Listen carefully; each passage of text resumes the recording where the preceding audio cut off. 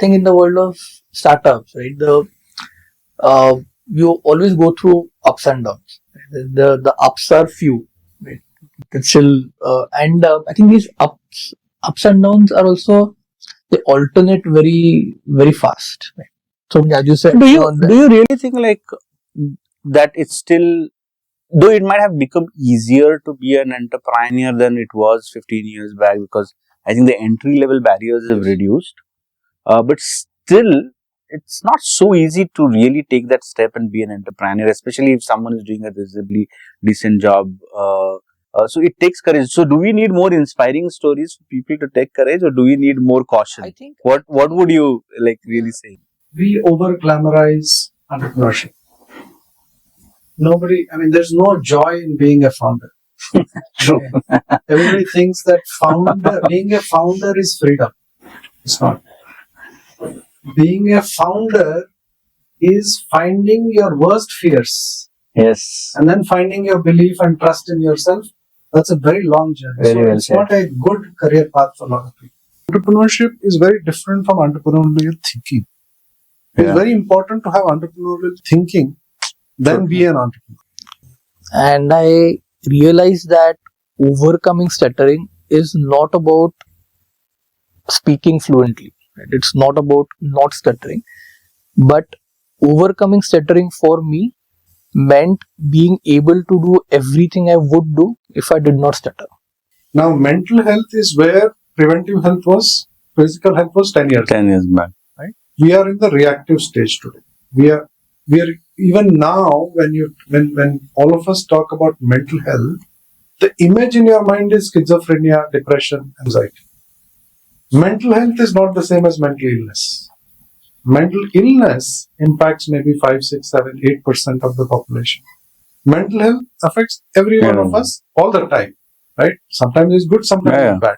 I mean, people are as comfortable sharing details with a human being as they are with AI, as long as, they are not giving out their names, or there's no, in a confidential private. The behavior doesn't necessarily change because it's AI versus you. Yes, in fact, when you know you're talking to an AI, you might not give out details, because nowadays everyone is aware that data is being stored, it's being harvested, right? Thanks, first of all, thanks for coming, both of you, Viraj and Dr. Ashwin. So, Viraj, actually, we met, I know Viraj even before, to a great extent. Viraj and me work together in a radiology AI company.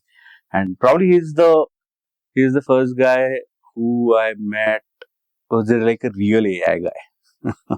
Right. So, in the sense, till now I had met people who had interest and fascination on AI, but actually technically AI person, Viraj tha, and then I got to learn a little bit about what I could learn about AI in healthcare. And because we were working together, of course, the application based tha, to thoda really मेरा AI IQ थोड़ा बढ़ गया इसके वजह से. So that kind of happened, and then we actually started becoming a friend.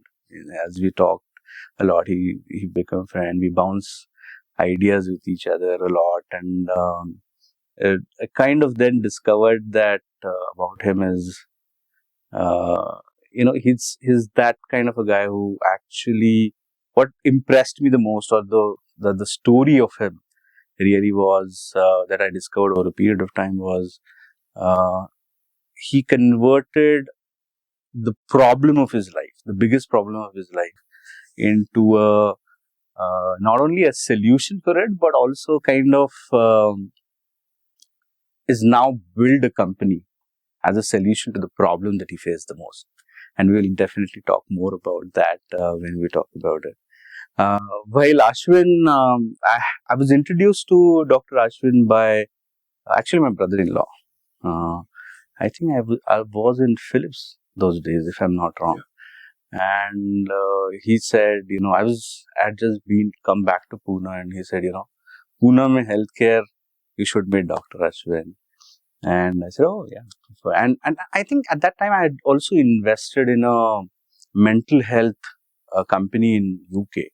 One of my colleagues in London Business School had started a mental health company, and probably that was the connect when I was telling Darshan. He kind of said you should meet Dr. Ashwin, and then we met, and we have been in touch on and off. But of course, I discovered a lot about you in the last few days when I was doing more homework about you, and we'll talk a lot. It's a very interesting journey about really as someone who, what I came across was basically you're someone who has become a serial entrepreneur, from a doctor turned serial entrepreneur, and especially in mental health. So that's one journey that definitely we will talk about, and that I was very intrigued by. But yeah, let's start with probably Viraj. And you used to stammer and stutter in your I childhood, still do. and you still do. But you converted that problem, probably the biggest problem of your life, into a solution and started a firm.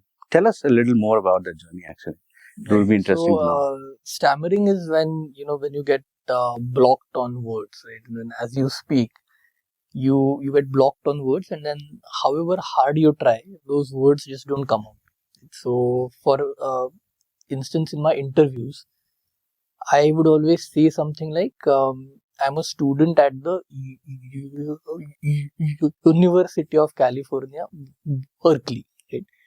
And then, however hard you try, you get stuck on those words, right? And stuttering, it's a disorder related to your speech, but speaking with others is it's a very important part of your identity, and um, it ends up affecting your self-image. It affects your confidence, and it seeps into all other aspects of your life. Right? For example, speaking in front of the class, that's always hard. Right? Um, Giving interviews is the hardest, and one of the things that makes stuttering particularly tricky to manage is that it's variable, so it does not happen all the time. And so you don't stutter at all when you're alone, right? You don't stutter when you're talking to someone you're comfortable with, but then you stutter a lot when you feel you're being judged, right? But this gives the person who stutters a false sense of control, right?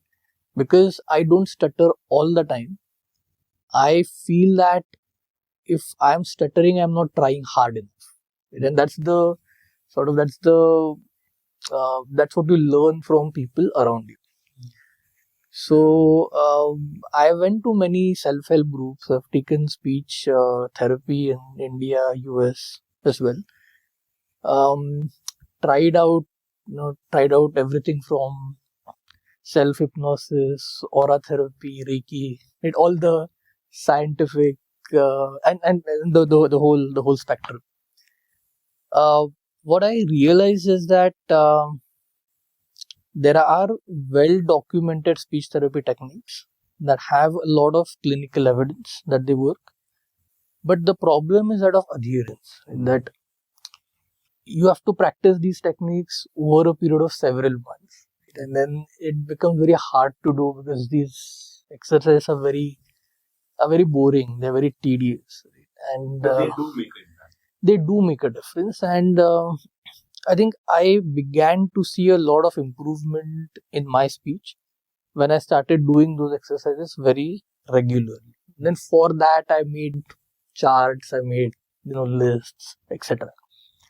So I think when generative AI came onto the scene, I thought this was a great opportunity, to use AI for this. So that's how I started Iyaso, where we are building AI powered speech therapy apps. Wonderful. But going back to those days, right? In terms, so you were, if whatever I know, and please correct me if I'm wrong, but uh, you were born in in a house which was comfortable from a materialistic standpoint of view, and you had no dearth of facilities per se. But at the same time, your childhood would have this challenge. How much did it really affect you from a mental health perspective? It's it's often a very difficult question to answer, right? Not just people, I mean, for people who stutter, but I think in general in this mental health space, right? About how much did something affect you? And if I look back, right, and in fact, most of the users that I speak to now, right, when people who stutter look back, they often tell themselves different stories. So I have always told myself the story that stuttering did not affect me much, right? In the sense that I was a good student, I was good at academics, got grades. Uh, But people around you didn't made you feel that it does. so, uh, so there were of course incidences that I remember, right? But what I felt because of those incidences is something I've probably forgotten after effort, right? Or taken efforts to not remember that, right? But now when I look back and now when I talk to other people, I think a lot of the effects of or how stuttering impacted me, I started seeing the connections now. Right? Uh, and it can be from from something as simple as so as a child I used to really like eating butterscotch ice cream, right? But then butterscotch is a long, difficult word to pronounce, right? So I would always order something else, right? I would ask for vanilla ice cream, mango ice cream, and because saying butterscotch was difficult, right? Now, on one level, it might seem like a small thing, right? You just have a different flavor of ice cream, but that affects your confidence in very deep ways, actually. Right? So that was, I think, one example of a very small thing, right? Maybe ordering ice cream.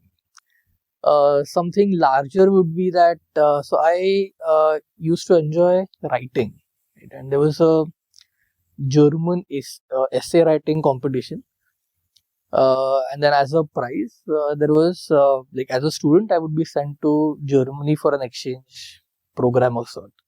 So I wrote the essay, and I was uh, almost into it, but then they had an interview, right, to verify whether that student has indeed written that essay or not. Now I was terrified of it. I could not go and give an interview. So to my parents, I lied about the date of the interview. So I lied about it so I would not have to go to it. And it would have been a great opportunity for me. But I think the avoiding that embarrassment and anxiety outweigh that opportunity at that point in time. So in a way that, and as I think with most people who stammer, there is a social anxiety in a way, right? To actually be so that kind of affected. But you kind of, when did you start realizing conquer it, and like how did you do that, and if there was something that you want to tell your 10-year-old now that you have really at the top of the game, what would that be really? I think uh, CBT helped a lot there. So I also undertook a lot of CBT to help CBT is me cognitive behavioral therapy uh, to help me deal with the social anxiety that accompanies this, right? And I think one of the CBT sessions, right, I had to define what overcoming stuttering would mean for me, right? And I realized that overcoming stuttering is not about speaking fluently, right? It's not about not stuttering, but overcoming stuttering for me meant being able to do everything I would do if I did not stutter. So now that's when I shifted the focus from working on fluent speech to not let stuttering get in the way. And I think that was a big shift, right? And I think in a lot of mental health challenges as well, I think that's one of the goals of therapy in a way, that you don't want to just treat the underlying disorder, right? Because these disorders, they keep coming back. You often don't have a lot of control over them. But what you want to do is you want to empower the client to be able to do everything they would do. You want to empower them to be, to fulfill their aspirations regardless of the disorder cropping up or not.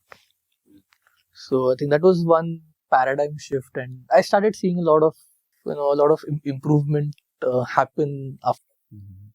And on other hand, when I was looking uh, at your profile, you had a very socially active. If his initial years was word of social anxiety, yours was more of social dominance, in the sense you were a young leader. You participated in activities that are, a lot of social activities, and members of school. And how was your childhood like, and where did that come from? Where did this immense interest in being at the helm came from for you?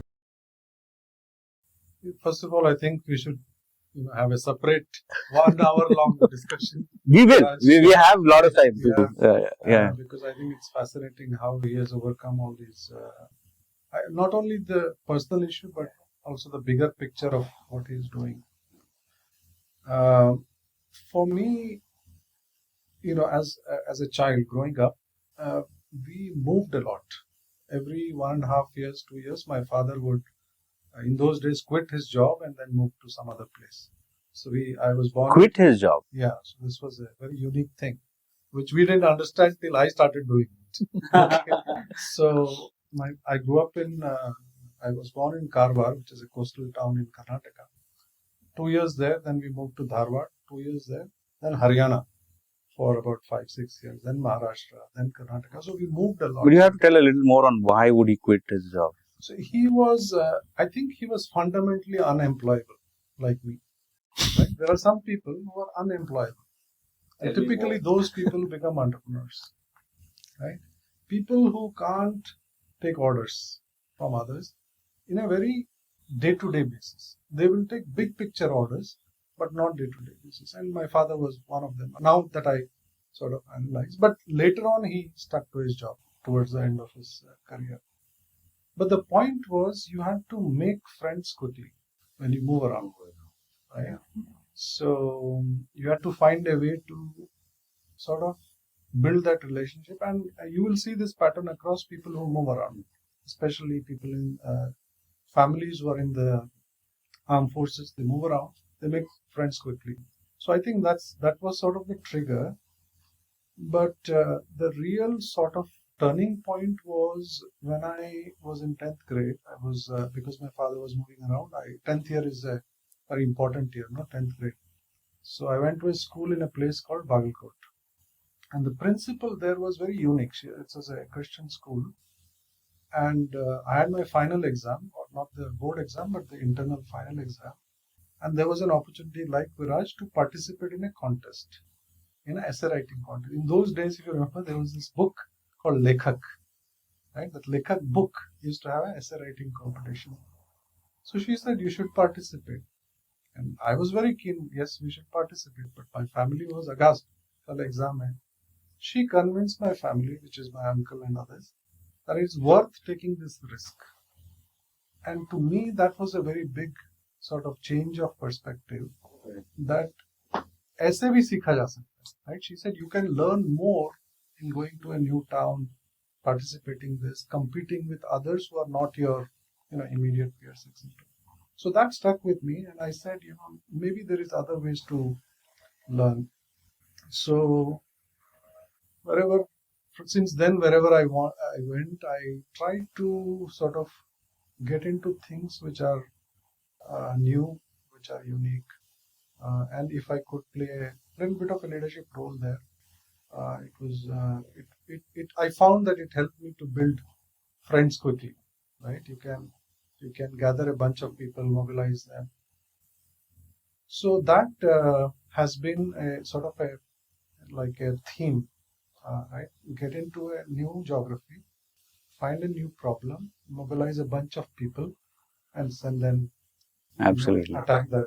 Absolutely. And we'll come to a little more. So there are three things I definitely want to cover for the listeners of this podcast. One is mental health and the business behind mental health as well, in the sense, how does a mental health business make money, and the economics of it. The other thing I definitely want to cover is entrepreneurial journeys that you had, right, and where those came from. I think there are different themes that I can see from. And of course, we'll talk a little more on AI in healthcare and how do you see that shaping, as I said earlier. But going back to a little different topic before we come to it, is that all three of us actually had international education. Uh, so, uh, so from social anxiety to getting into an international education for you to start with Viraj, and really choosing data science and AI and that field, and what was that journey like, and what do you think international education added to you from a life perspective, not just from the degree perspective, of course, that is given, but how does that, do you see that shaping any of your decisions now, and what would those be? Yeah. No, I think international education certainly gave me a lot of exposure, and I think it helped me in my career, but also in a more personal way, in the sense that going from India, where there's a lot of family around, you know a lot of people, and there is a lot of society around, right? But staying abroad, where at a place where I did not have any friends to start with, it was a new place.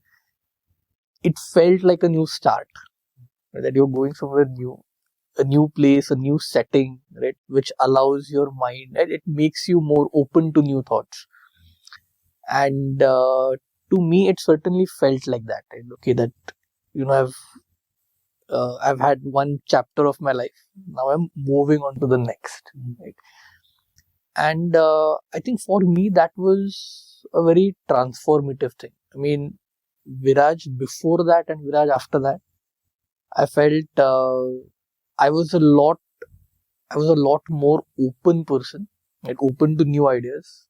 Um, and that exposure is something that you cannot really teach in a school, right? So that is something you get only from the environment that you are in. Give an example. Right. So at so I would often drop in onto MBA classes. Right? And there at you did in Carnegie, Berkeley, yeah, Berkeley, Berkeley. yeah. So there often this they had this book, right, called Getting to Yes. Yes, yeah, negotiation book. Yeah. One of the and there it this thing about when you are speaking to anyone, right? You should separate the uh, positions from interests, right? And I think that so I learned about that. Right now, I just read that line. Then that line stuck through, right? But when such lines make home in your mind, they do surface from time to time, and I think staying at Berkeley really taught me a lot of many such small things, right? Which I don't see how I would have been exposed to these things had I stayed back in India. So my career trajectory in India would have looked different. Uh, from a purely career standpoint, it may not have been very different, but these experiences were something I probably would have been very difficult to get in India, at least at that point in time. But having said that, I think the world is also changing a lot, right? So this was 14 years back, right? I think India is also a very different country now. Right. And I'm not saying it's a template that we can apply now, but I'm saying more from your perspective, the way I get it is you're saying it did change a lot from you as an experience, and especially coming from an environment where with your own very personal challenges in terms of, and then actually going into a new environment, you might have settled few things. Like at least in this environment, people know already about how to deal with certain things and know about you. You know about them a lot, but you've actually chosen, and I see a bit of courage in that as well. You have chosen actually a new environment to re-establish those things when you yourselves are a little bit of social anxious. Uh, I'm assuming by the time you went to Berkeley, your social anxiety has reduced a lot. That made you take the decision, but still it is a decision where you had to re-establish yourself. I think it started. So the first time I heard the term social anxiety was actually there, right? So there I had gone to the student counseling center, right? And there the counselor told me that I had this thing called social anxiety. Till then I had never heard the term. Right? But I think Was that better that you didn't knew? no, actually it helped a lot, right? Because I think when you label things, right, so It becomes easier to labeling accept. helps a lot, right? Because it gives you a language to talk about. Absolutely. So Absolutely. just this term, right? Okay, that I have social anxiety helped a lot. Helped right? a lot. It helps to describe the situation a lot, right? But that is something no one in India had ever told me till that point. Right? I think again now things have changed a lot, right? But back then I wouldn't have heard the term social anxiety had I been in India, right? But I heard about it there. So I did not learn a lot in the classroom per se. So it's not the technical knowledge that I got. Probably that was not, I mean, that would have been the least valuable thing that I got. But this exposure really helped a lot. Absolutely. Your education journey is quite even more fascinating in the sense you did, and if I'm not wrong, you did MBBS, then did surgery. No, a master's in science, MS. So MBBS, then Master of Science, and then biochemistry or biomechatronics. Specialization was Biochemistry. What made you do this? So, funnily, a little bit of overlap with Viraj's story. So, third year of medical college, I came across a book. There was a small, like in those days, we used to have this thing called lending library. You go borrow a book, read for a few days, and come. And I remember this bookstore was called Oak Lending Library, just next to the medical college. Old Parsi gentleman used to run it. And I went to pick up books, and he got somehow interested in me, and he said, "You read this book." The book was called Electric Kool-Aid Acid Test. The wrong book to give a 20-year-old kid. But it has its origins in Berkeley.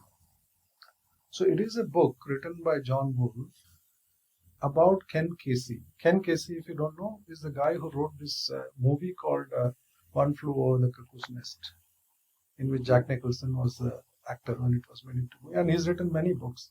But Ken Casey's other claim to fame is he hired a bus from Berkeley, and that bus went all the way to New York. And along the way, they would organize concerts. Okay. Because people used to come to see this bus. Who are these people on the bus? And the people on the bus were people like Jerry Garcia from Grateful Dead, and many other those kind of musicians who are called acid heads now. This part should be cut off. But anyway, so Garcia was on that, and he was a big name, so people used to come see him. And spontaneously, they used to organize these concerts. And these concerts became bigger and bigger and bigger. And the biggest one was the most famous concert of our generation, where even Ravi Shankar played. Right?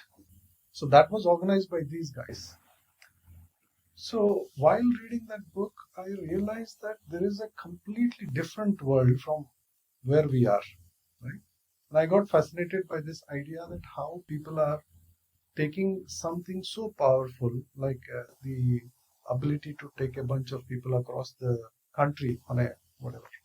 So I got fascinated by this, and I started getting into more of these kind of books. So during that period, what happened? You get fascinated by these kind of books, and then you have to study your medical books. Funnily, all the foreign medical books have footnotes. And in those footnotes, typically they write about the scientist's life. They Okay. don't write about, the footnotes are not references. The footnotes are, so and so was there, like, Mary Curie, let's say, she and her husband worked together, but she got the Nobel Prize before, and then husband got, and then I think. And those are the things always interested you. Interesting. In footnotes. So I got interested in those. So I said maybe there is an opportunity to sort of study this. And the field of medical history was sort of coming up. So I wanted to specialize in that. And then I said, okay, let me study this a little bit. And but there was no like a stream to study, and of course it was not a career But you did this masters in US. in US. No, but before that I enrolled for a PhD at AIMS in physiology. Okay. And when I was working at AIMS, I realized that maybe there was, just like we're talking about AI today, in those days, the human genome was the big thing. Yes. Right? Everybody was talking about human genome. Everybody was saying this is the next big thing, etc. And then I realized that this is a great sort of moment in time. And I applied for a master's because I couldn't do a typical medical degree to go there. So I went through that to work on the genome. But was it more because you wanted to be in states to learn few of these things, and explore more open, or it was driven by the masters in biochemistry? So I think the idea was, where is the big space? What is the biggest thing which is happening in that space, right? Will you get a chance to work on it? Whether it is here or the US. And the reverse happened when I started looking at rural health. Which is the best place to work. So how did that journey happen? So you worked in US for few years, right? What, 6-7 years? 6-7 years. But you were doing a job there. Yes, I was working in the company which sequenced the human genome. Yeah. And the human genome interest kept you there in spite of the fact that you don't like to do a job. Yes. Right? So, here is the interesting thing, and I think this will tie everything in. There are companies where you do a job, and there are companies where there is mission. Yeah. Celera was that company. Celera, you never felt that you were going for a job. So having that mission helped. Mission, and also I think there are 3 ingredients that I learned. One, a very big mission, very diverse kind of people, and an impossible deadline. If these 3 things come together, there is some magic. You will see it happen over and over again, whether it is space mission or human genome, now AI. You have to have these 3 ingredients. And when they come together, and low resources, if all these come together, something magical happens. I don't know what it is, but people like to. And that's something you discovered there. Yes. In doing this one. And so what made you leave that and come back? So I like I said, always I was looking for opportunities where there are big challenges, and one of the areas I found is healthcare, generally in terms of delivery. And those days, like all of us who are in the US working, we come back 1.5 years, once in 1.5 years, like yourself.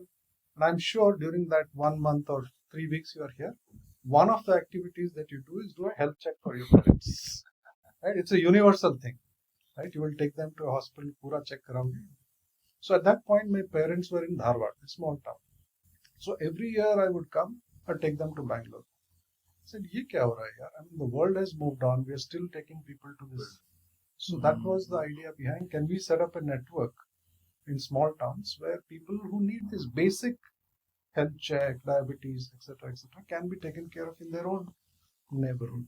So that stuck with me. And that became the genesis for Vatsalya. Correct. Right. Correct. So tell me a little more on Vatsalya. So what kind of hospital you started, and what was your experience in really starting a rural setup, the challenges of doing it, the viability of it, how that journey went?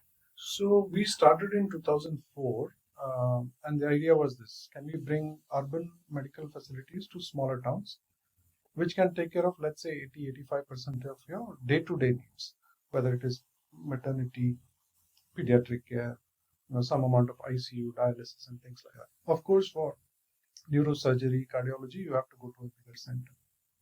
So that was the idea, and we started with a small setup in Hubli and then expanded. So we were one of the early people with this model, and we were able to raise some funding and then scale this model. And it's been now 21 years.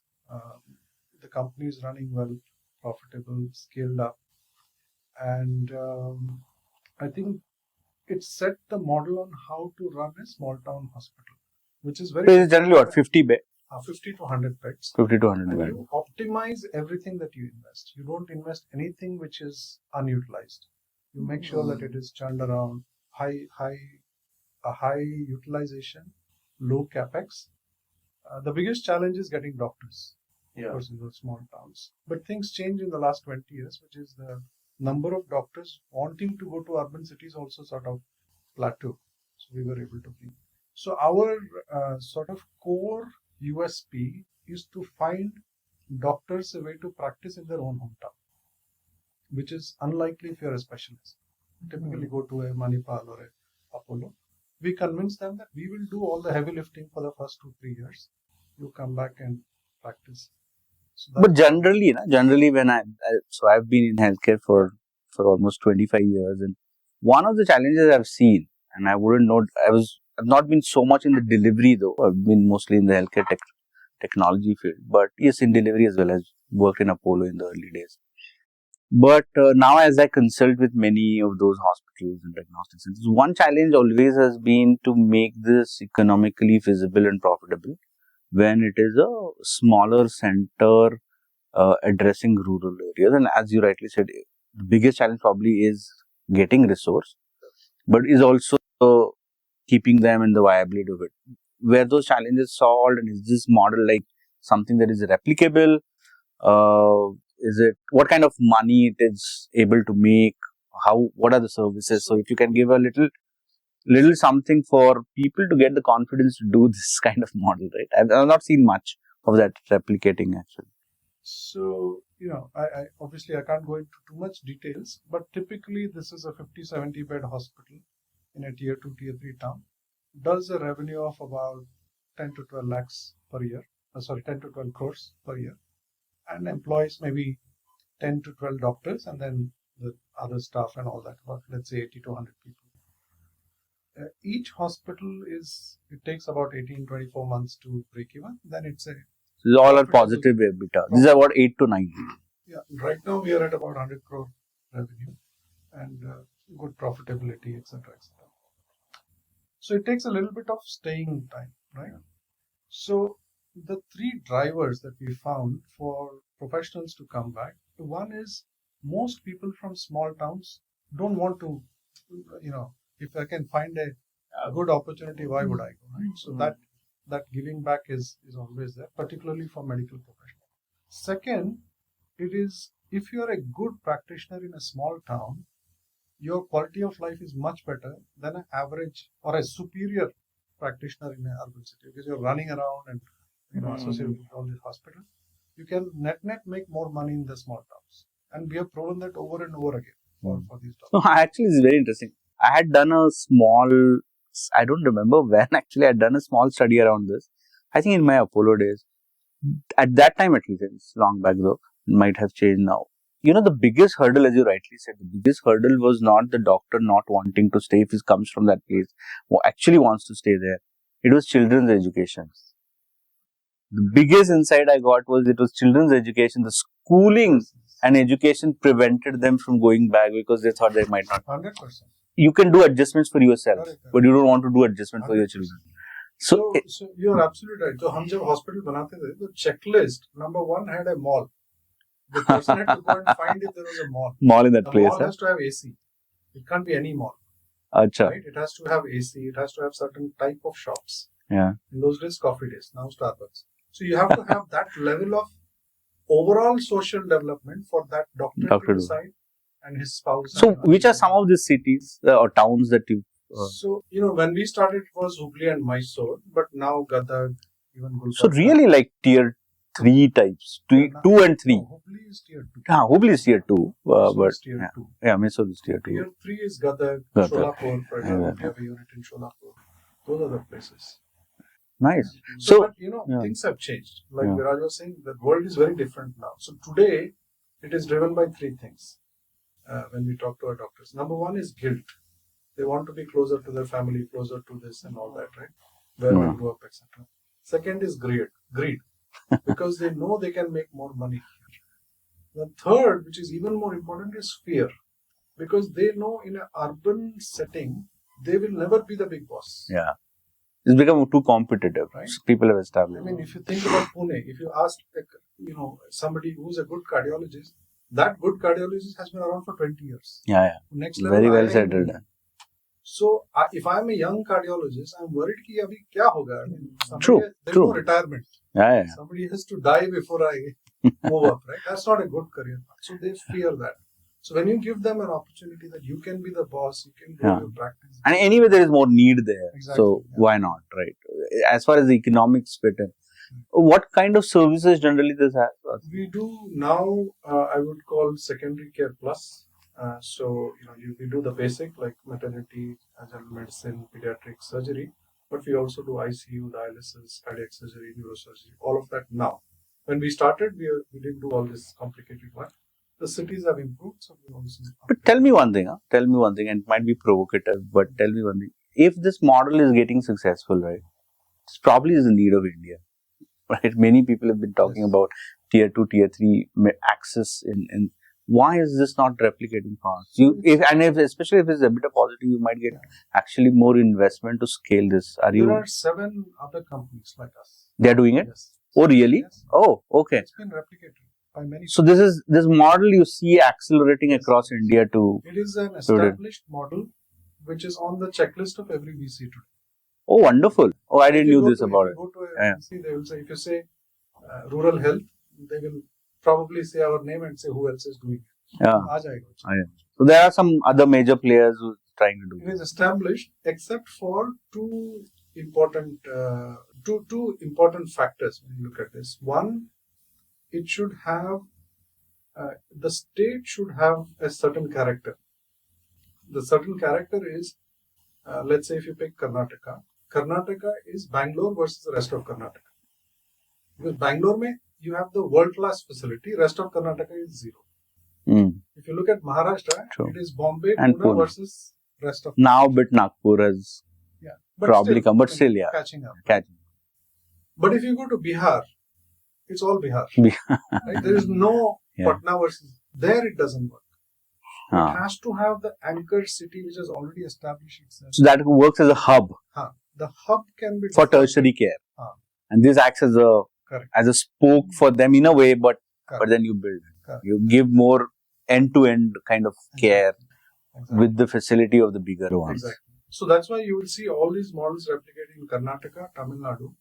Kerala doesn't fit in this. I'll come to Kerala later. Yeah. Karnataka, Tamil Nadu. That's a very interesting point, actually. Very interesting. Yeah. Rajasthan doesn't work. Gujarat. Oh, Rajasthan also doesn't? Doesn't work. Why is that? Jaipur. Okay. So Gujarat works, Punjab works, Haryana works, and then UP, Bihar doesn't work. So there's some unique sort of characteristics. Oh, that's very insightful. Yeah, that's very interesting. Okay. And so you did for Vatsalya, and then you moved on to start another firm which was in mental health. Yeah. How did that mental health interest and shift happen? Was it more about entrepreneurial journey, or was it mental health that interested you? No. So I also have a personal sort of story with mental health. So one of those hospital visits that I used to do was I consistent with my mother. And every time I come, they would say she has a thyroid problem, something about menopause, this, that. बहुत test हुआ. And for 10 years, she was struggling through many different kinds of issues. And finally, in 2002, when I moved back to India, we found out that she is struggling with bipolar for the last 10 years. And nobody had diagnosed her. Oh, gosh. And people have diagnosed different things.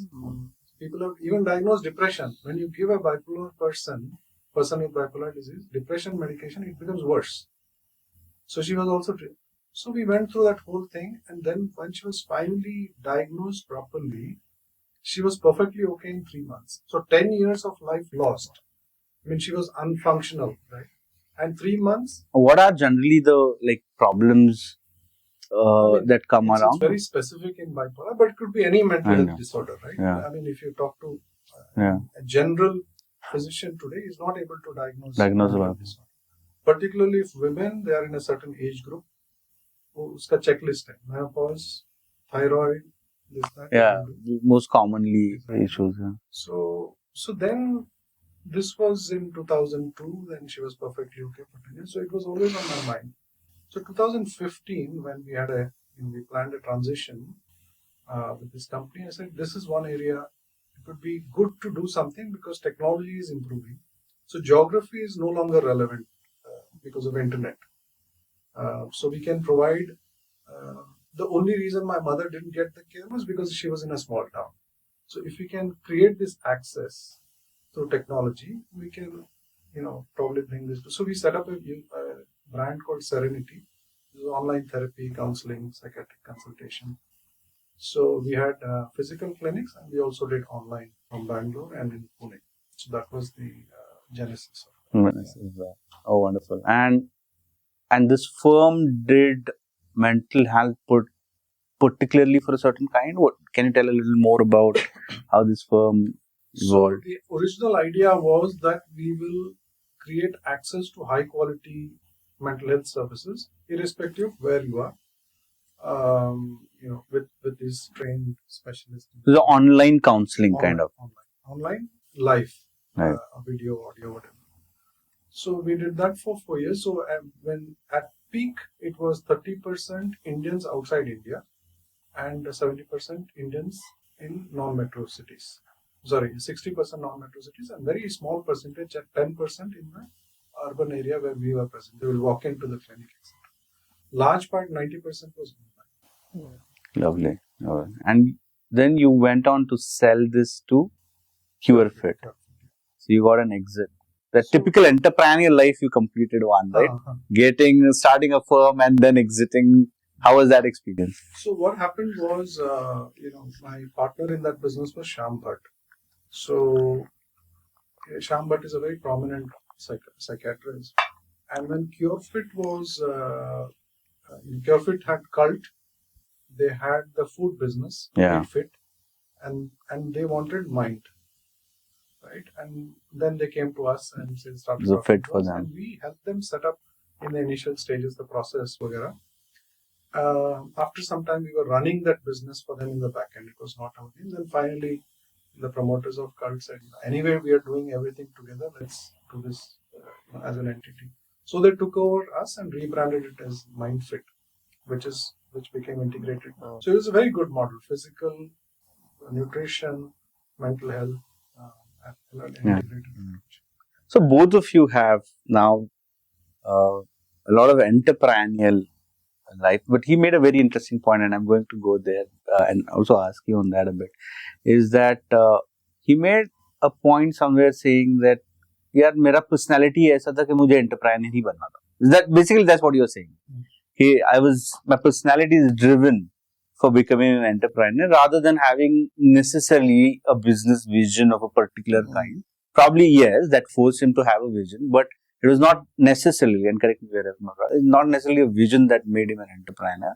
He knew for him to be happy and doing well, he needs to be an entrepreneur, and that was programmed. Do you feel that entrepreneurs, most of the entrepreneurs have a personality in the genesis that, in varying degrees, of course, but has a personality that kind of says that, I want to be on my own.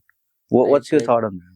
No, I think I'm kind of intrigued by that point. I feel many of us probably who ultimately become entrepreneurs have a little bit of that to drive, but I don't know. I mean, just want to. I think this. I think it's not just one personality type, right? I think. Of course not. Of course founders also, people come and walk this path because of many different things that really attracts them to this, right? So, as for me, I've not. For me, this thought, right, that so I don't separate these functions of having your own company and a job. Right? For me, it's always been more about what you do, right?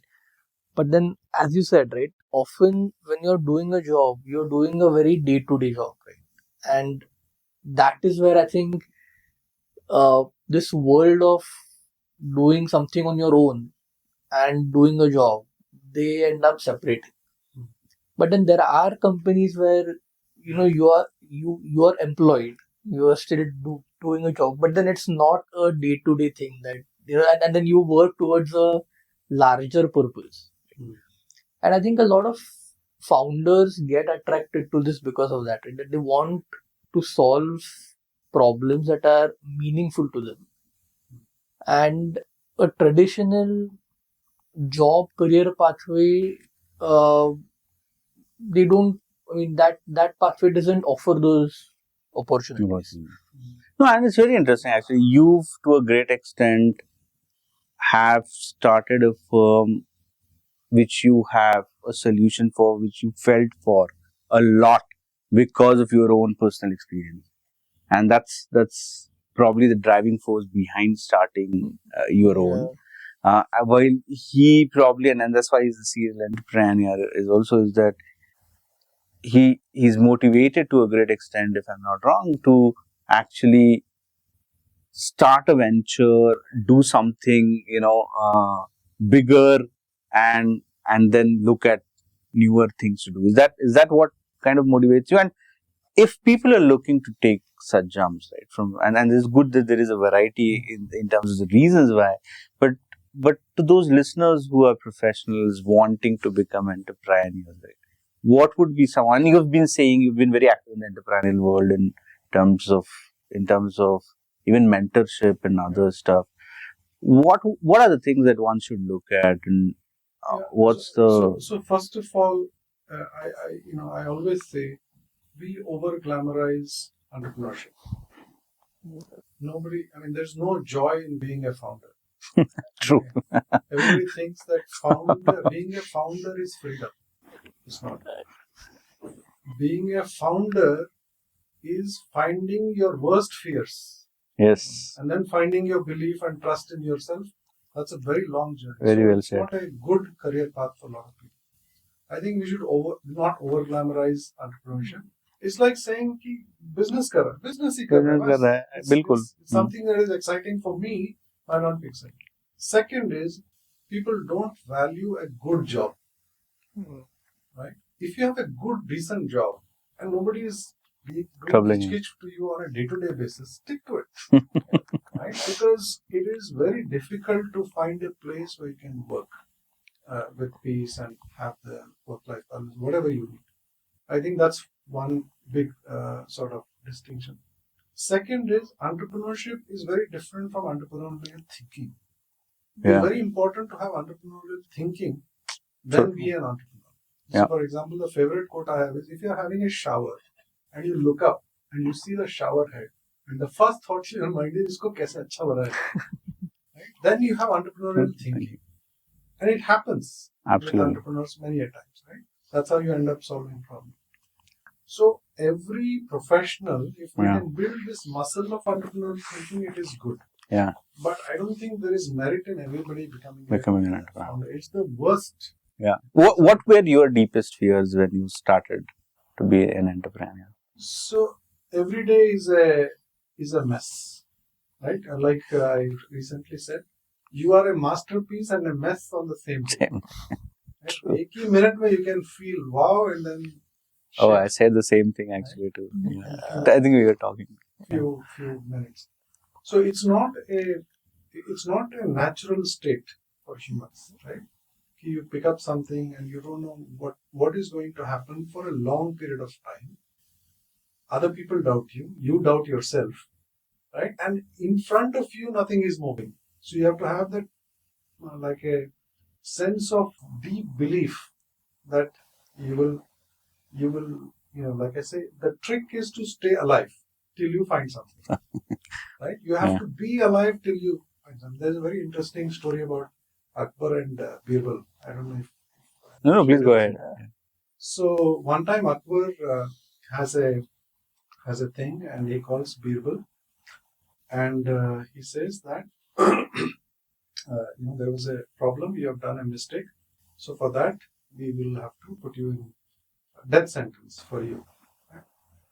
So Birbal thinks, what is happening here? So he says, but Lord, give me 1 year. You can, if I make your favorite horse sing, then you have to spare my life. That's the way out. Yeah. So Akbar thinks for a minute and he feels that, this is not a bad deal. Yeah. You give him a year, and my favorite horse, if it sings, it will be something phenomenal, no? Yeah.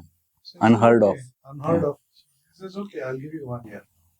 So he lets Birbal go. Birbal goes back to his quarters and he's laughing all the way back.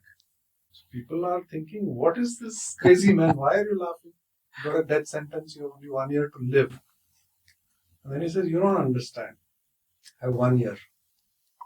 In the 1 year, Akbar might die.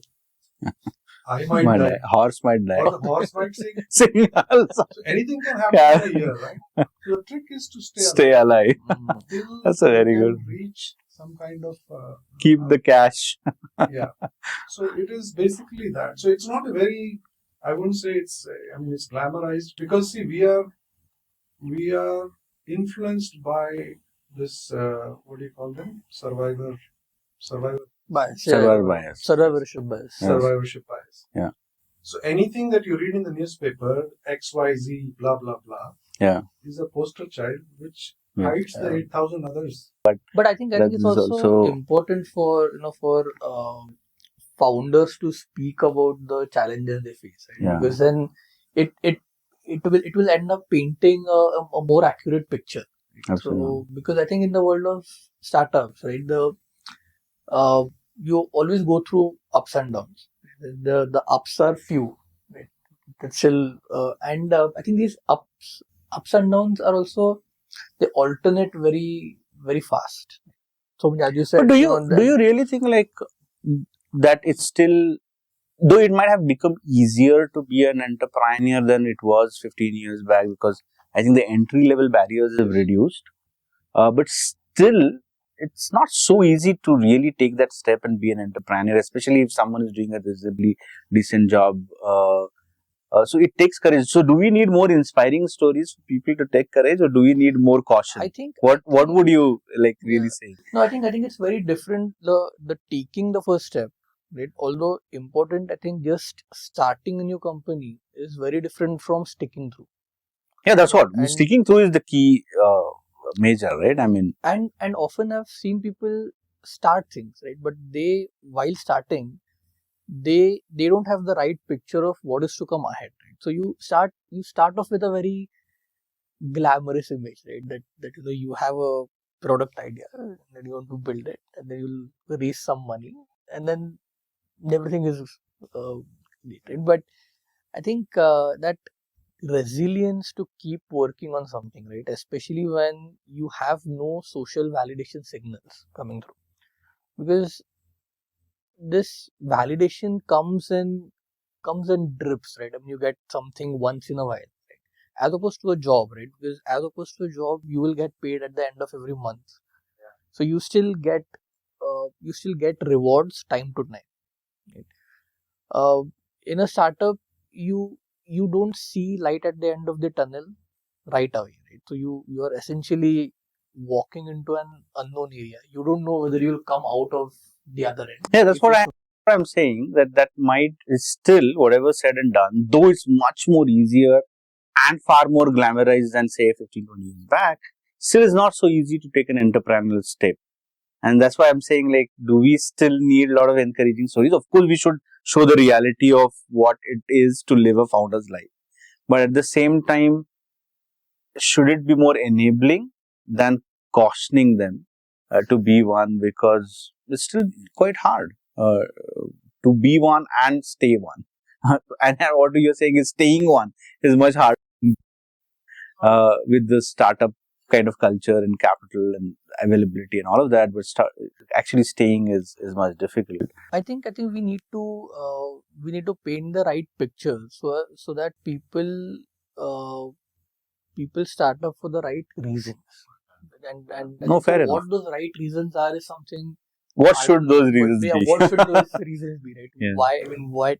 So, but I think yeah, we need that. We need more people. So we don't necessarily need more people to jump We need more into success, entrepreneurship. more people to stay entrepreneurial. We need them to jump into this for the right reasons. right? And I think making a lot of money is not one of them, because statistically most startups don't do well, right? So what kind of reasons do you both of you think one should look at really when they are starting a foundry? It's presence of, and I know it's not like a very objective, like not all of them will be very clear and objective, but broadly, what should some of those reasons be when one is looking at entrepreneurship, and what are the cautions as well? Like, what should they be prepared for when they start this entrepreneurial journey? So, both of this, what would some of those comments be? I would say that if you are passionate about something and you feel that you can solve that problem and nobody else is doing it, you do it. If you're passionate about something and you want to solve it and somebody else is doing it, join them.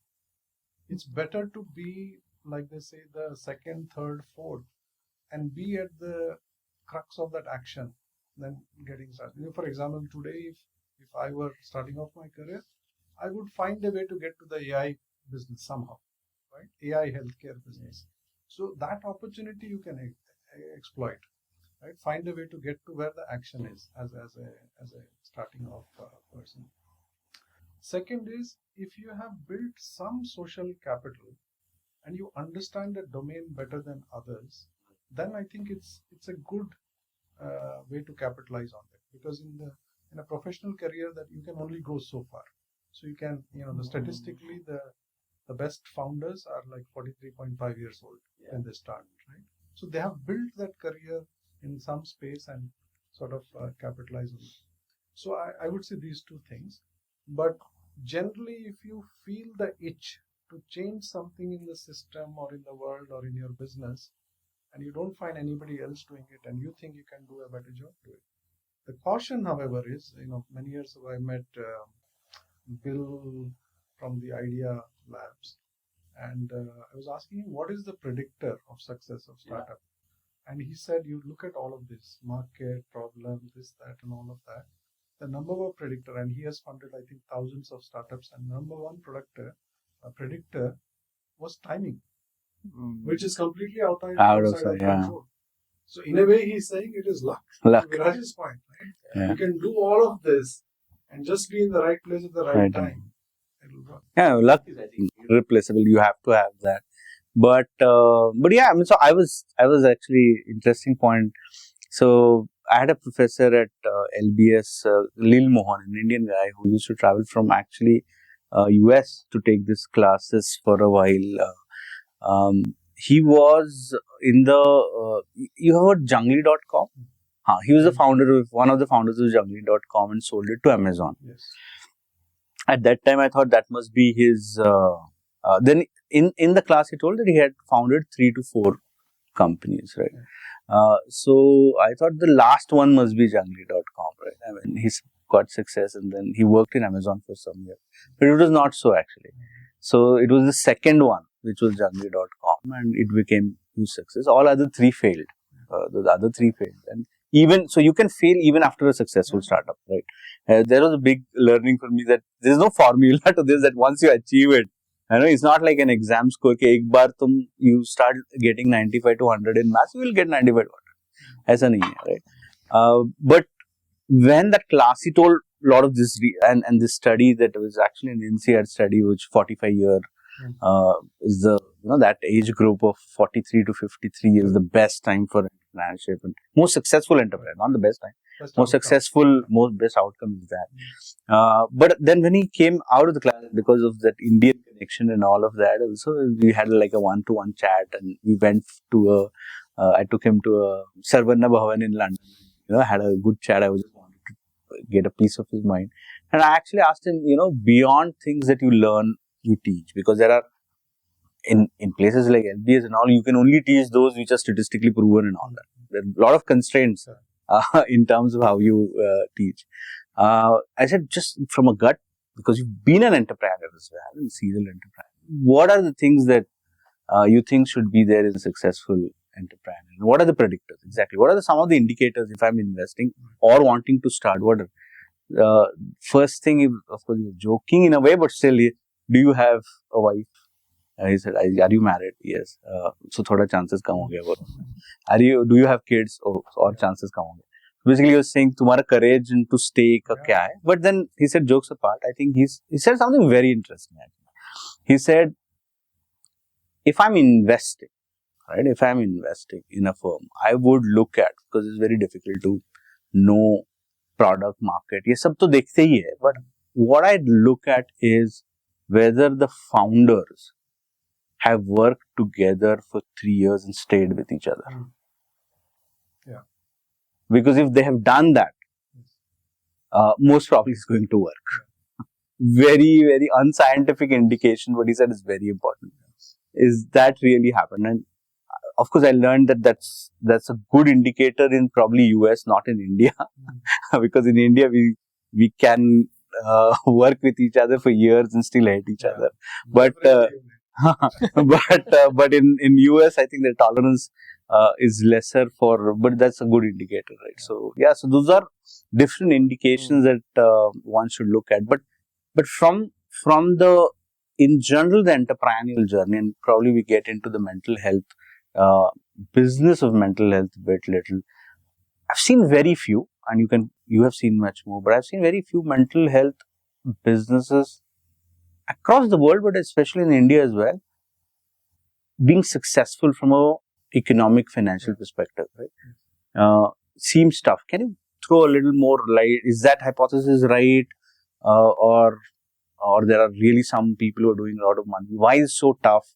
What are some learnings that you had from your perspective? Yeah. So I'd frame it this way: is there an opportunity to build a large mental health business today, right? And the answer is no. Where can it be built 10 years from now? The answer is yes. Okay. There are some reasons for it, right? So let's think about health in general. Yeah. From independence to about 95, 96, 97, let's say, 50 years, we were completely dependent on the government system and some sporadic unorganized health system. For the last 30 years, since Apollo has started, we've had formal privatized healthcare.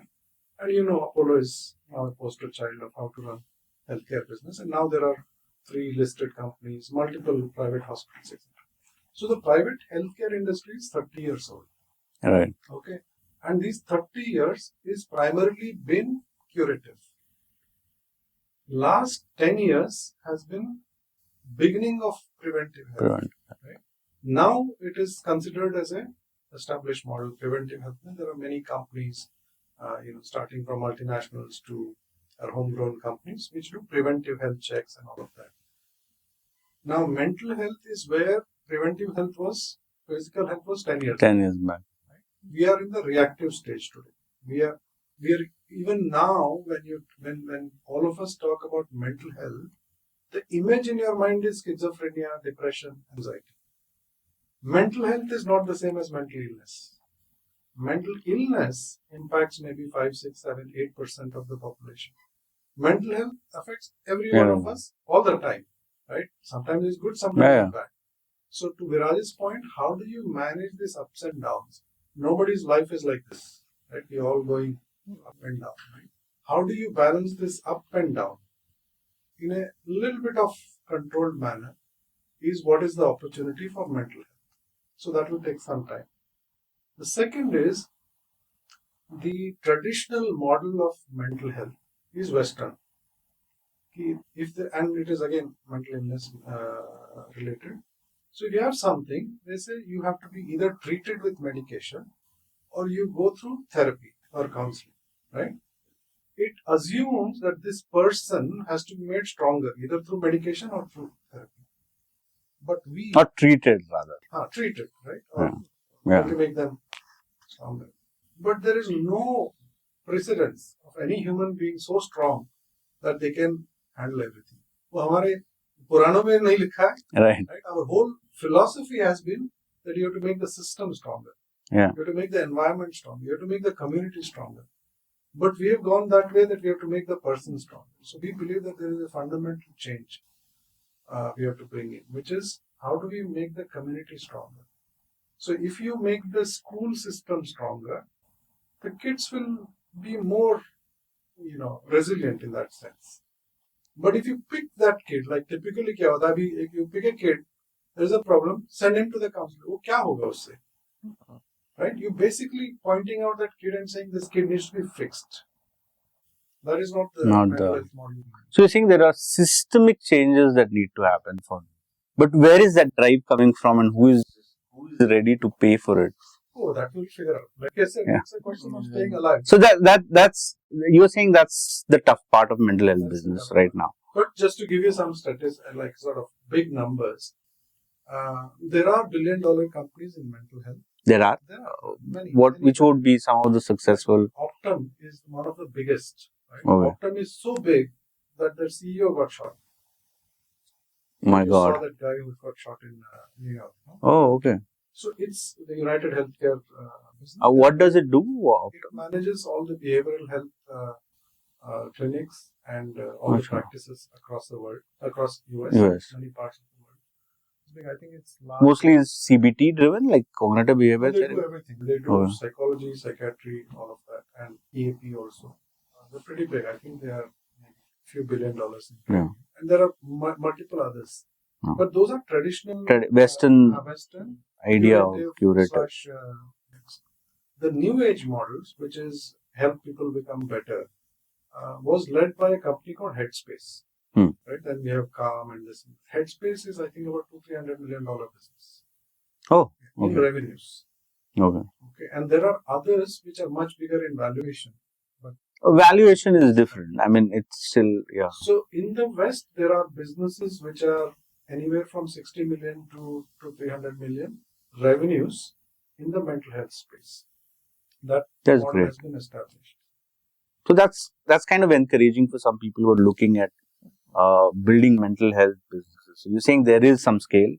Yes. It's about waiting. Is the investment too high to build something like that? Like, do you need a lot of funding, or you can really grow organically? It's not. I don't think it's. You don't need a lot of investment for sure. Also, many of the problems we have cannot be solved by investment. Yeah. Right. I mean, it's like saying, the famous saying is, can you put 2 women and deliver a baby in 4.5 months? Yeah. Not going to happen, right? So the challenge with health and mental health is you can't put resources or do marketing to scale this business. And I think this is all learning through hard knocks. Health in general and then mental health is very tough. You can't push this.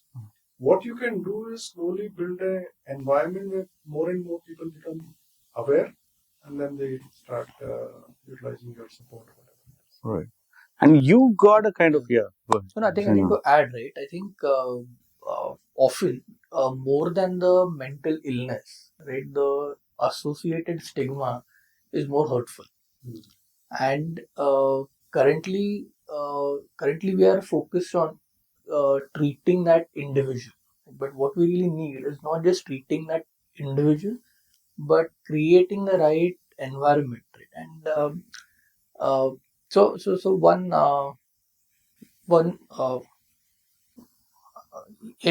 interesting study, right, was about so people who utter are often encouraged to speak about it. So if you go and if you have to address anyone, you are often encouraged to talk about your stuttering at the beginning. So then you reduce the anxiety you feel about it. Right? So then your focus is not on trying to hide the stutter, but it's about speaking. Right?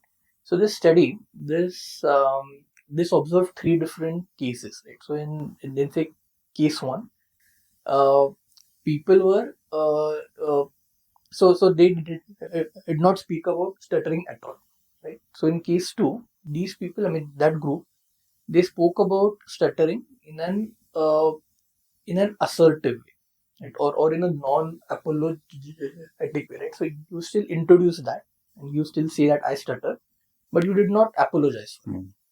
Right? Whereas in case 3, it was done, but in a more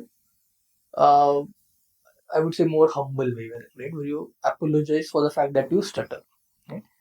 And when you observe the perceptions of people, right, case 1 and case 3 had the same level of agreeableness, right? So the audience found them at the same level of agreeableness. But case 2 was distinctively looked down upon, right?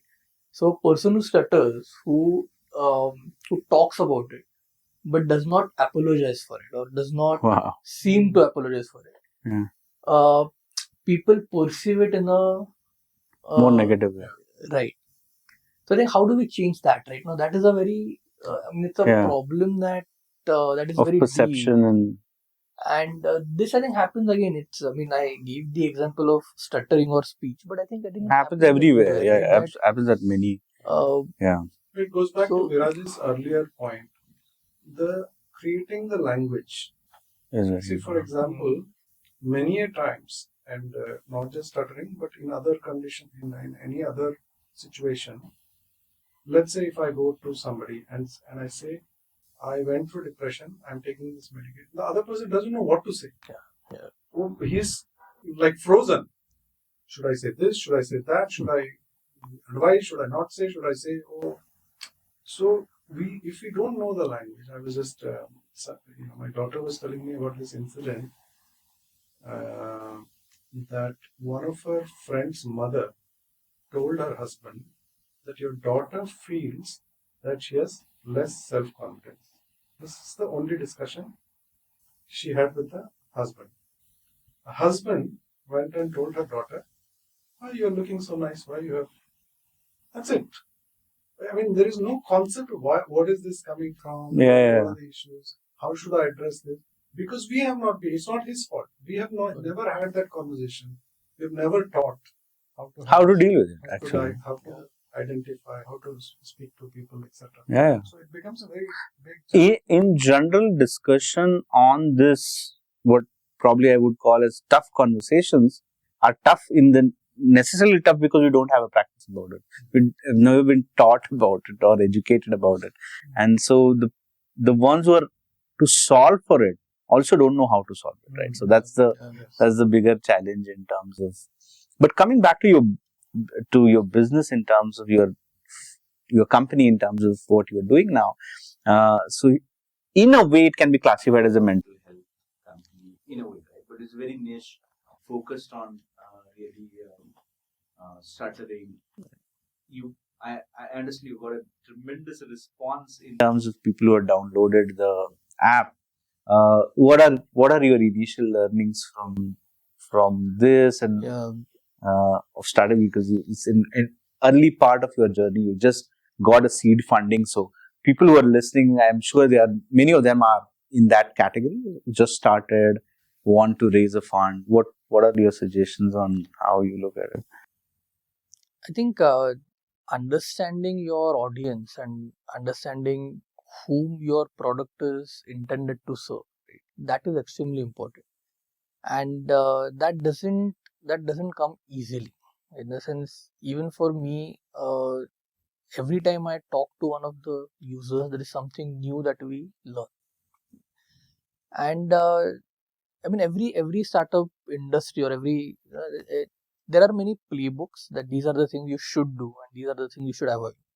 And there is a lot of wisdom in those, because those playbooks have been arrived at after seeing a lot of companies succeed and fail. So those playbooks are something you should definitely not ignore. But having said that, uh, following any playbook as a checklist is never going to be enough, right? You have to think from first principles, ground up, and arrive at something that works for you.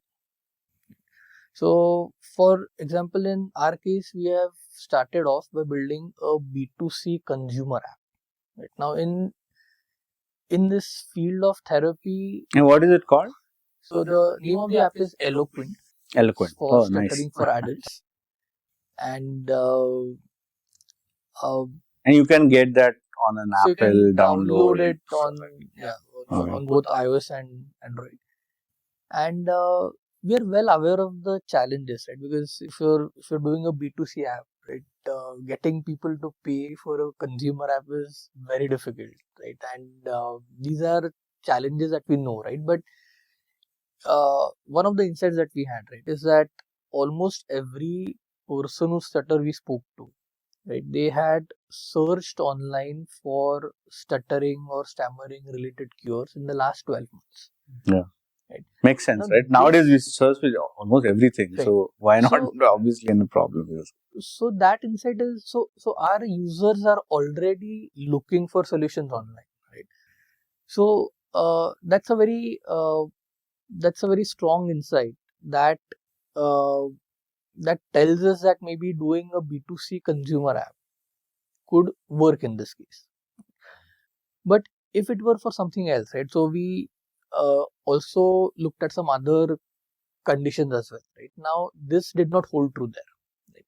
So often just building a product that is effective is not enough. Right? You also need to know how are you going to reach the users that this product intends to serve. And especially in this field of mental health, that is tricky because a lot of people who face mental health challenges, they are not looking for solutions at all, right? They don't even know that solutions exist. They are not searching online for it. They are not talking. They're not even to aware. people. Probably some of those conditions you are not even aware you have one. They are not even Just aware. Right. study our Yeah. business. Yeah. So And we'll come to that, of course. Yes. So yeah. but often people are not even aware, right, that they have a particular challenge, right, that solutions exist. So I think there is no one size fit all thing that works, right? And so that's where we are at now. And So going back to your current business, right? And tell us a little more about your firm that now you are. So you sold one mental health company and started another one, right? What it is doing and what are the So, challenges? yeah, so this is another thing that is my experience, right? You start a company, and within 2 years you will change what you are doing. That has been my experience so far. Right. So, for example, Manah was actually a men's health company. Oh, that's the genesis of Manah. Oh, okay. We incorporated on February 13, 2020. Hmm. Within 15 days, COVID. happened. So the first customers we were talking to were men who were CEOs. हम बात कर रहे हैं. Before we even signed somebody, they are saying, wait a minute, ये हो गया, can you help our employees? So that's how we had to shift our focus. Oh. Right? From March onwards, we just let go of what we were doing, and we said this time needs our psychologists to support people. So Employees. Employees need General people. We Yeah. opened up a free helpline. Right. For 1 year, we ran it. We were supporting all kinds of people in their emotional journey. One of them happened to be companies. And big brands were coming to us. And the first realization for me was, why are these companies coming to us? They already have their system, which is called an Employee Assistance Program, which is called EAP. And these companies were coming for employee wellness, basically. Yes. During COVID, right? They're saying, we need to do this workshop, we need to do this. Engage them in some way. So we started thinking about that, and then we found out that this EAP, which is being paid for by the employer, provided to the employee, is utilized less than 1% in India. We have 1,000 employees, not even 10 people are using it. Yeah. Right? So then the question is why? Then it goes back to all the discussions here. There is a lot of stigma. If I ask a people of 100 people, how many of you have met a psychologist in a professional setting or a psychiatrist in a professional setting? My sense is maybe 2 hands will go up. We have never met them. We have seen them in movies. That's all. Right? So we've not met them. We don't know what to do. So that relationship with a professional is not there. So that's the second piece. And third is what Viraj mentioned. I'm not even aware कि मुझे help चाहिए. Right? Because I am thinking mental health is for people who have a problem. Completely at the Dysfunctional. edge. Yeah. Right? वो office ही नहीं आ रहे. So that kind of. So we said, this is a problem that we can solve by doing 2-3 things. One is what I mentioned. How do you go from reactive to proactive? My co-founder was the early employee who set up preventive health checks at Apollo. Oh, When nice. it started. She used to be at Apollo clinics. So she had that background. Then we said the second piece is how do you create focus on people who don't need extreme intervention but day-to-day mental health support, right? How can we do it? And the third one is how do we make it engaging so that more and more people come seeking for it, not when they need it, but before, right? So that this is sort of the. Then we did some experiments and trials and all of that. But our flagship product from the beginning has been this emotional well-being assessment. So if we sign up a company, we do an emotional well-being assessment of all employees, and a confidential report goes to the employee, and the company gets a dashboard. And this happens to all employees by like. I mean, it's voluntary, but we have a way to get more people in because we make it more. So, for example, if you think about mental health, let's say if you organize a workshop on mental health, most likely somebody will come and talk about stress, sleep, you know. But again, all illness. Like I mean, nobody's going to come to a seminar which is about stress. I already know stress is default in work, right? But if you make a seminar or a workshop which is how to be a better parent, I'm sure 80% of people who are parents will show up. This is something I need. Or if you had a workshop on managing the emotional challenges of a first-time manager, all the first-time managers will say, hey, this is relevant. So how do you contextualize it? Which is very important. I think their problem, how do you relate to their problem that they go through? In the role they are playing. Right. That brings them in. Once they come in, we can do all these assessments in the background. Hardly takes a few minutes. And then they are hooked. And this is the first time they're talking to psychologists. So in a way, it is more like a coaching app. You could, I mean. Can you say that or no? You could call, I mean, coaching is a method, right? I mean, coaching is one way of method, yeah. You could call them, let's say, emotional well-being coaches. I'll give you some examples of how this works. So, we work with, for example, the largest airline in India. So, every pilot, before they go to the plane, mental health for pilots is very important. And for us also, sitting there. So, you're responsible for whatever, 300 people every day, 3-4 times a day. Right? Yeah. And there have been incidences where bad mental health has led to crash. The most famous one is the German Luftwings accident. So how do you build capacity for pilots to take care of their own mental health? If you imagine a typical pilot, they're very highly skilled, right? They have gone through this whole training period, skilled, and many times they're very experienced also. So if you tell them, let's start talking to a psychologist, they'll say, get lost. But if you say that we will create a system where if you have any challenge, you can talk to a co-pilot, a pilot who's already trained to have a conversation. Yeah. So 5,500 pilots are there in this company. And we have trained about 30 of them now, and the target is to train 100 of them to be the first. So they're like train the trainer. They are like the buddies. They are the buddies. Is called creating trainers to buddy at Air India, where the pilot can talk to this buddy who's designated, who's on the website, highlighted. But is that business model friendly for you? Yeah, you are training someone who will train in the system. How do you make money out of it? So again, coming back to the 3 principles that we work on. First is that mental health is not a medical issue; it's a social issue, right? Second, there will never be enough experts in the world to take care of mental health issues. Yeah. The country with the highest number of professionals is United States. Yeah. They have the highest number of psychologists, psychiatrists. They have the highest number of mental health issues. Yeah. Right. So clearly, expertise is not solving the problem. Right. So you need to have people who can manage, who come from the community. And the third is, it is not an individual problem; it is a community problem. So these are the 3 things we have to fix. For this, we are the facilitator. So companies hire us to build these systems, which is train the buddies, put the systems in place. And if escalation happens, of course, it comes to us. So typically, we work with companies for 3 to 4 years, do this entire setup, and then hand it over to them. So airlines, shipping companies, we work with 20,000 seafarers who are on to voyages for many years, many months, and many of them are very young. Seafaring is a very unique occupation because you take a 16 to 17-year-old kid, train them for maybe 1 or 2 years, and put them on a ship which goes 6 months, right? And they have a very difficult time sometimes on the ship. So how do you manage that?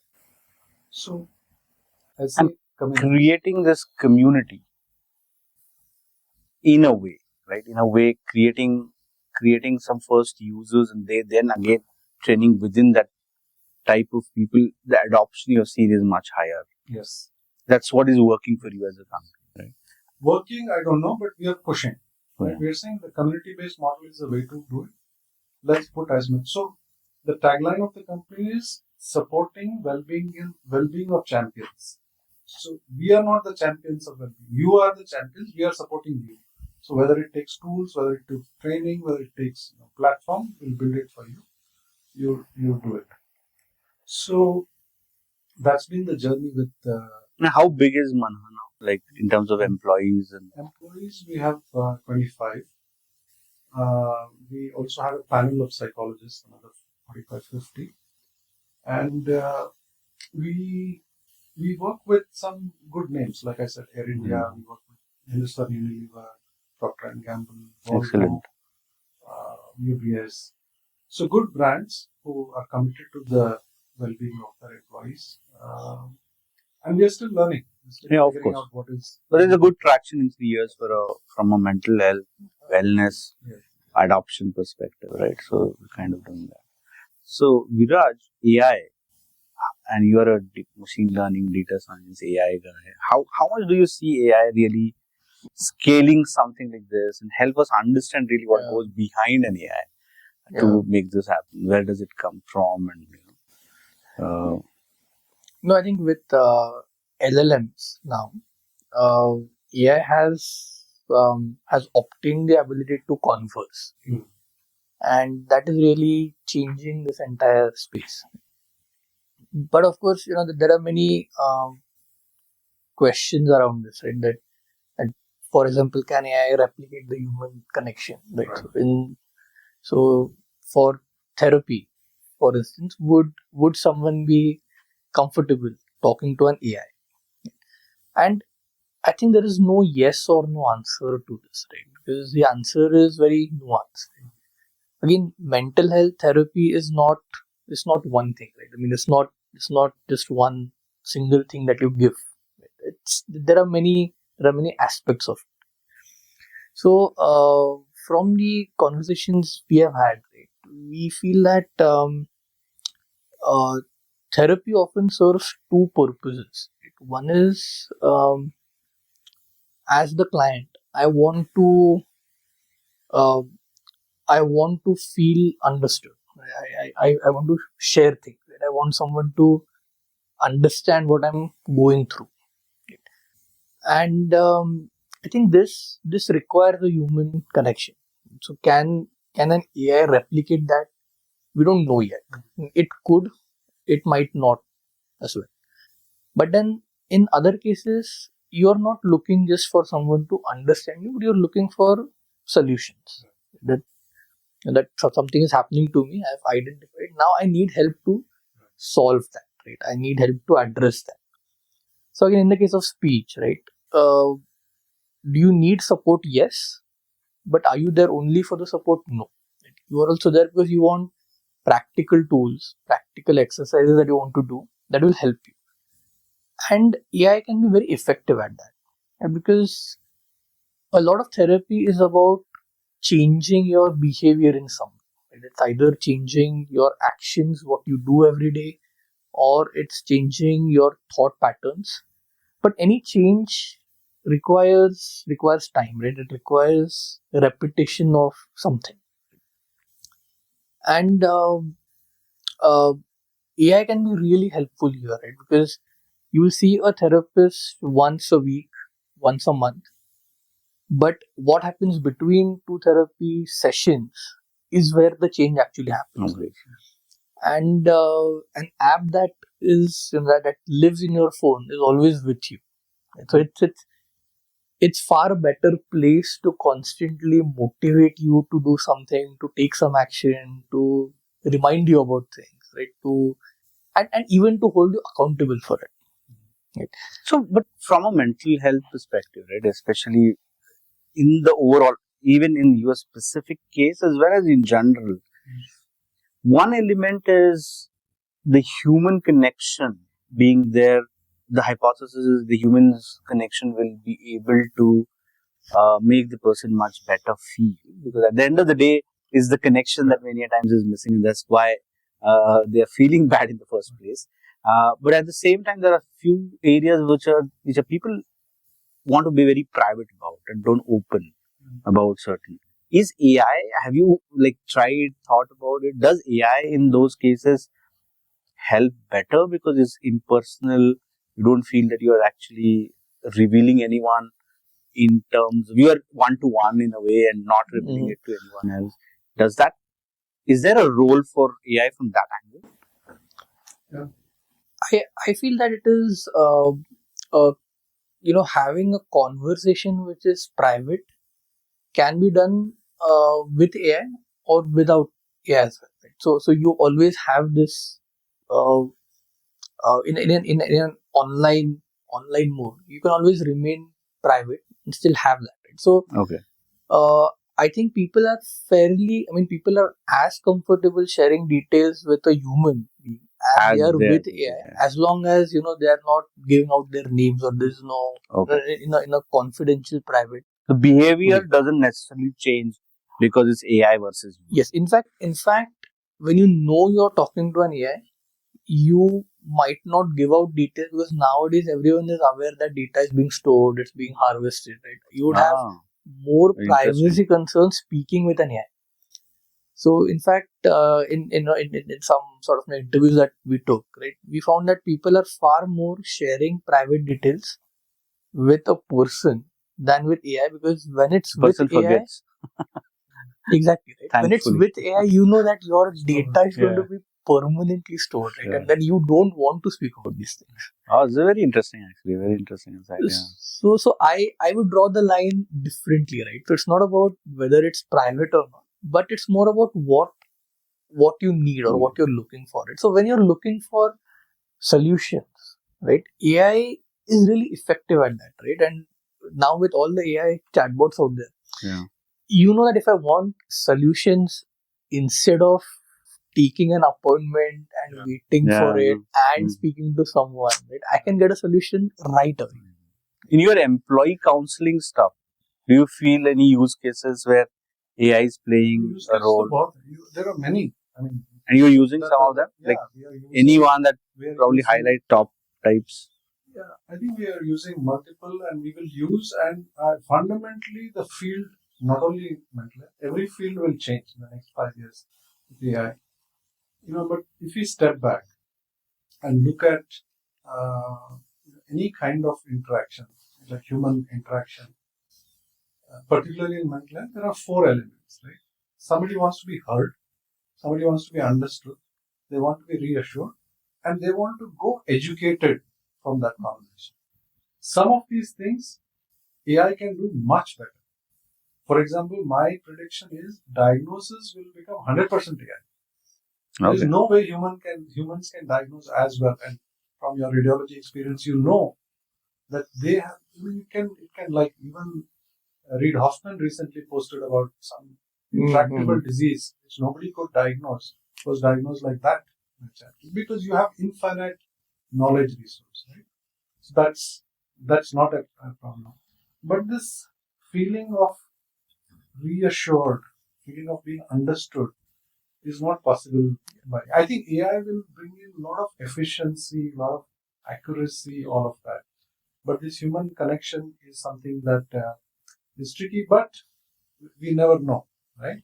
For example, if I had a AI version of me, I would trust it to make a lot of decisions on my behalf, right? Including finding the right treatment for me.